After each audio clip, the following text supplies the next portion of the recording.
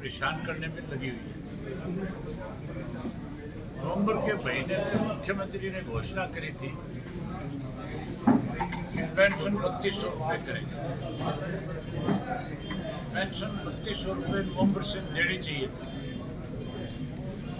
देने की बजाय 75,000 लोगों को पेंशन से वंचित किया जा रहा है। पेंशन चौधरी देवीलाल की दी हुई है। हमारी पार्टी ने आज विशेष रूप से इसीलिए मीटिंग बुलाई कि जो सरकार का निर्णय है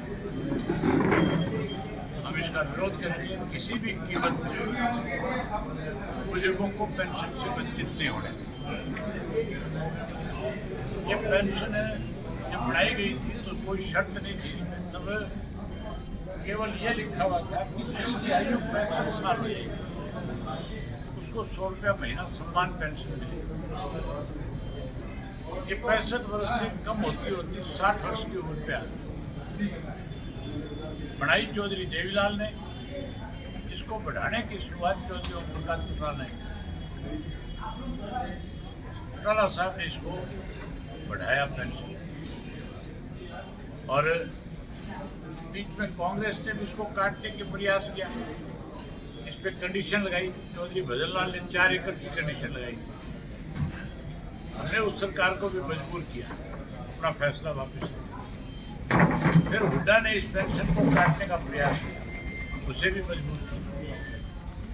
तब बीजेपी फिर इसको काटना चाहती है, वंचित करना चाहती है। हम किसी कीमत पे नहीं करने देंगे। इसके लिए आज हमने फैसला लिया है कि 20 तारीख को जब सेशन होगा उसी दिन पंचकुला के अंदर हजारों बुजुर्गों को जिनको पेंशन नहीं मिल रही उनको साथ लेकर के जाएंगे और सरकार को मजबूर करेंगे। अगर 20 से पहले निर्णय नहीं लिया तो 20 के बाद फिर हम बड़े को निर्णय और लेंगे और बड़ी लड़ाई इसके लिए लड़ेंगे। वहीं उसके साथ साथ 23 मार्च को नरवाड़ा के अंदर हम शहीदी दिवस मनाएंगे, शहीद भगत सिंह जी का, और उनके साथ राजगुरु का और सुखदेव का शहीदी दिवस मनाएंगे। युवा शहीदी दिवस के नाम से युवा सम्मेलन करके। उसके साथ साथ राजस्थान में पर्यावरण को लेकर एक बड़ा आंदोलन चल रहा है। हमारी पार्टी का संगठन राजस्थान में है। वहाँ सारे राजनीतिक दलों के लोगों ने, आम सामाजिक संगठनों ने पर्यावरण को बचाया जाए इसके लिए उस आंदोलन का हिस्सा बने हुए हैं। मैंने अपनी तरफ से चिट्ठी तो उस आंदोलन चलाने वाले लोगों को पहले दिन लिखी कि हमारा समर्थन आपको है। आज विशेष रूप से हमारे जो प्रधान है वहाँ के जयवीर गोदारा जी, उनकी ड्यूटी लगाई है कि आप बीकानेर जाओ, जाकर के बीकानेर में इसको समर्थन करो और उन्हें ये विश्वास दिला के आओ कि जब तक आप इस लड़ाई को लड़ोगे, जो आदेश आप दोगे हम आपके आदेश की पालना करेंगे, इस संघर्ष में आपके साथ खड़े रहेंगे, कोई राजनीति नहीं करेंगे। खेजड़ी बचाओ अभियान जो है उसमें मुख्य रूप से लड़ने का काम है। ये 3 आज फैसले हमने किए, इसके लिए आज हमने ये मीटिंग बुलाई थी और तीनों चीजें मजबूती के साथ आगे बढ़ करके इसको करने का काम करेंगे। सर, केंद्र का बजट है, भाजपा नेता तो सभी कह रहे हैं बहुत अच्छा बजट है, आपकी नज़र में कैसा है हरियाणा के बजट के बारे में चंडीगढ़ के अंदर प्रेस के साथियों के सामने खुल करके सारी बात है।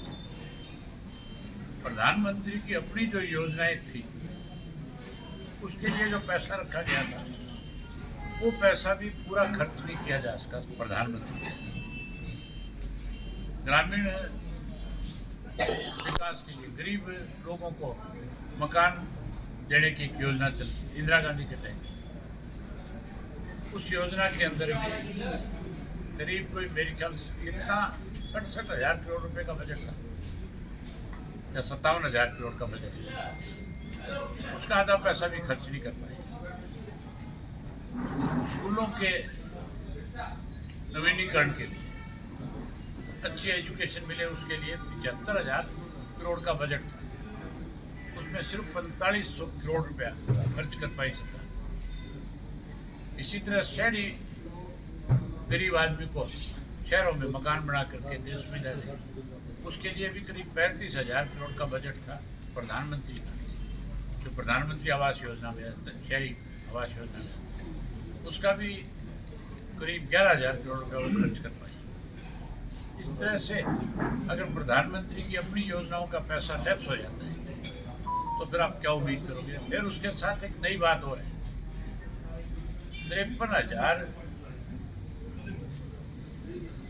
53 लाख 5 करोड़ का बजट है। उसमें 24% जो पैसा है वो कर्जे के रूप में सरकार लेगी, 14% जो है कर्जे के रूप में वापस देगी। तो फिर बजट कहाँ रह गया, कहाँ से पैसा आएगा, कहाँ खर्च करोगे। वो पैसा तो अलग है जो आपकी तनख्वाहों में देना है, जो खर्चे वो अलग है। बाकी जुम्मे लगाया मैंने पार्टी ऑफिस के कि इसको बारीकी से इसकी जांच करो। हमारा जब बजट आएगा उस वक्त हमारे दोनों विधायक इस पर चर्चा करेंगे। केंद्र का तुम्हारा ये हाल है, स्टेट में बजट लेके आ रहे हैं, 3 लाख करोड़ से ज़्यादा का कर्जा है। जिस सरकार पे 3 लाख करोड़ से ज़्यादा का कर्जा, उससे आप क्या उम्मीद करोगे कि वो डेवलपमेंट करेगी। वो तो कर्जे का भुगतान जो है, ब्याज भुगतान करने में भी असमर्थ है सरकार। तनख्वाह देना तो बहुत दूर की बात है। नरेगा के अंदर 40% का जो किया इन्होंने कि स्टेट देगी, तो स्टेट 40% कहाँ से दे देगी। स्टेट के पास तो कर्जा ही कर्जा है। नरेगा बंद हो जाएगी, गरीब आदमी को सबसे बड़ा नुकसान होगा इसमें। जो कांग्रेस इस मुद्दे को लेकर धरना दे रही था, जायज है मानते हैं? कांग्रेस ने मेरी ख्याल तो कहीं धरना दिया नहीं। पहली बार कांग्रेस में इतना मादा नहीं है कि वो मैदान में आकर के लड़ सकती, अखबारों में लड़ सकती है कांग्रेस। जंग की लड़ाई तो इंडियन नेशनल लोकदल पार्टी ने लड़ी। जब पानी का इशू था, चाहे बिजली के रेट बढ़े थे, और चाहे आज पेंशन का मामला, ये लड़ाई केवल हमारा कार्यकर्ता लड़ सकता है, कांग्रेस का। और कांग्रेस तो आपस में लड़ सकती है। निकाय चुनाव को लेकर सर क्या रणनीति रहेगी आगे? हमने जो 3 निकाय के चुनाव हैं, जहाँ मेयर के चुनाव हैं, वहाँ पार्टी सिंबल पे लड़ेंगे। बाकी जगह आज हमारे पार्टी के जिला के जो अध्यक्ष हैं उनकी जिम्मेवारी लगाई है कि जहाँ जहाँ चुनाव होने आप वहाँ पे हमें बता करके बताएं कि कौन कौन चुनाव लड़ेंगे, उसका फैसला बाद में।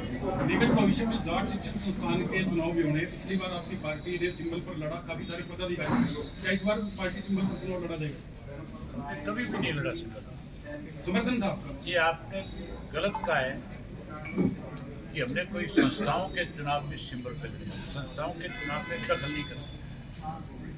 संस्थाएं जो लोग उसके मेंबर हैं वो अपने पदाधिकारी चुनते हैं, वही अपने पदाधिकारी चुन करके प्रधान करने का काम। हमारा ना पहले दखल था ना आगे दखल। सर, ग्रामीण सभा की जैसे मीटिंग बुलाते हैं सरपंच, पूरे मेंबर नहीं आते, वहीं पर सरकार की तरफ से हिदायत है कि मेंबर पूरे आने चाहिए। इसमें कंट्रोवर्सी सी चल रही है। शर्तें रखी गई है, ये कहीं ना कहीं गांव का विकास रोकने की एक योजना है, या सरकार की योजना ये भी है इसमें कि जो सरकार की मर्जी से सरपंच काम नहीं कर रहा, उन सरपंचों को कैसे रोका जाए, इसलिए ग्राम सभा की शर्त लगा दी। और ग्राम सभा की पूरी काउंटिंग जो है वो अधूरी दिखाई जाएगी, सरपंच के खिलाफ एक्शन ले ले, अपनी मर्जी का एडमिनिस्ट्रेटर लगा करके लूटपाट करने का काम करे। इस पर राजनीति हो रही है, गलत है। जिस तरह से आपने बात की बुढ़ापा पेंशन को लेकर, सम्मान योजना जो चौधरी देवीदास ने शुरू की थी, लेकिन अब जिस तरह से बात आ रही है काटने की, तो सरकार की ये भी दलील है कि अगर कोई 2 पेंशन ले रहा है, 3 पेंशन ले रहा है, हमारी उस तरह से हम लोग। अगर एक एमएलए विधानसभा से पेंशन लेता है, राज्यसभा का या मेंबर पार्लियामेंट बना जाता है, वहाँ से भी लेता है, अगर उसको अधिकार है तो उस बुजुर्ग को भी अधिकार है जिसकी उम्र 60 वर्ष है। आप उसके अधिकार पे डाका नहीं डाल सकते।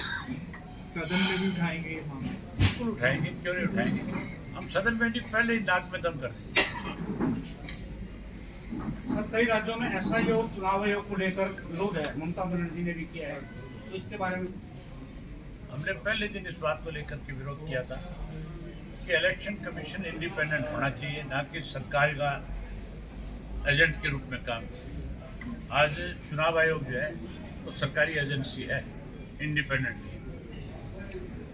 सर यहाँ से पूर्व विधायक बरवाला से रामनिवास घोड़ेला कई बार बात होती है तो आपके चर्चे बड़े करते हैं, वो कहीं ना कहीं लगता है कि आने वाले समय में वो भी पार्टी की तरफ, इनेलो की तरफ आए। देखेंगे, जब बात होगी तब होगा। ठीक है, बहुत धन्यवाद।